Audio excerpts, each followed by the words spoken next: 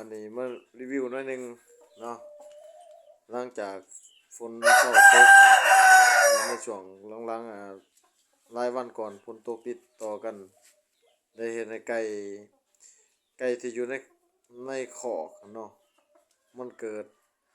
เป็นพยาธิแล้วว่าซั่นซะมันตายมื้อละ5ละ6มื้อละ10ก็มีนะบัดนี้มันเป็นโรคไอ้ว่าขี้ขาวขี้เขียวนี่อันนี้เฮามาปัวแล้วเฮามาให้ยาแล้วเฮามาแยกแบบนี้เพราะว่าเฮาบ่มีคอกในรับห้องว่าซั่นซะเนาะเฮาบ่มีคอกเลยนะอันนี้อาศัยเรือนห้างเรือนเก่าที่ว่าเฮาบ่ได้ใช้งานแล้วก็เฮามาอนามัยนิดนึงแล้วก็เฮาเอาไก่มาวางไปเป็นจุดเพื่อบ่ให้มันถึงกันถ้าสมมุติว่าตัวใดตายไปเฮาก็ปล่อยเนาะแล้วบ่ให้มันติดกันนี้เห็นบ่มันเป็นแบบนี้เอามาใส่เป็นจุดนี้มันก็ช่วยได้หลายเติบนี่ต้นนี้ยังมีปัญหาหน่อยหนึงแต่ว่าดีอาการดีขึ้นเนาะทางว่าเฮาบ่แยกออกจากคอกถือว่ายันบ่ยังเลยอย่าบ่ยังจักโตเลยนั่นเนาะเฮาแยกก็เฮาบ่ฮู้เด้ว่าตัวใดมีเชื้อตัวใดบ่มีเชื้อเฮาก็ต้องแยกเป็นลายตัวไปแบบนี้อันนี้เรือนที่ว่าบ่ได้ใช้งานนะเป็นเรือนห่างหลังบ้านของ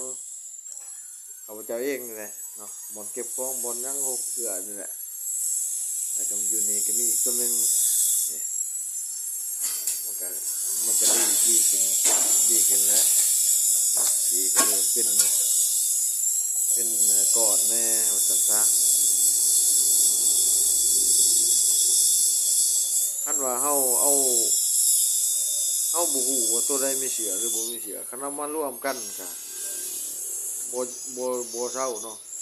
แบบนี้นี่ถือว่าช่วยได้เนาะเฮาก็ย้ายกันไปบ่อนละโต้2โต้เฮาบ่อนละเท่าไรโอ้หลายแบบปะคู่จุดแล้วว่าซั่นซะเนาะบ่อนใดที่ว่ามีร่มบ่ถือฝนเลยก็เอาปะคู่จุดคู่มองนี่ก็มีอยู่นี่ก็ตัวนึงนี่เฮาก็บ่ได้ใช้นี่บ่อนเก็บของบ่อนอันนั้นที่ว่าของใช้บ่ได้ว่าซั่นซะของเก่าของห่างนี่แหละมันก็อยู่นี่อีกนี่บ่อยู่ในทางนี่ก็มีอีกนี่เนาะ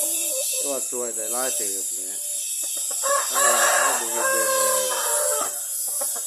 โอ้ยังบ่เหลือจักโตเลยนี่เป็นก็พอพันก็ถือว่าช่วยได้ดีเด้อว่าซั่นซะเนาะเฮ็ดแบบนี้ได้ดีเด้อ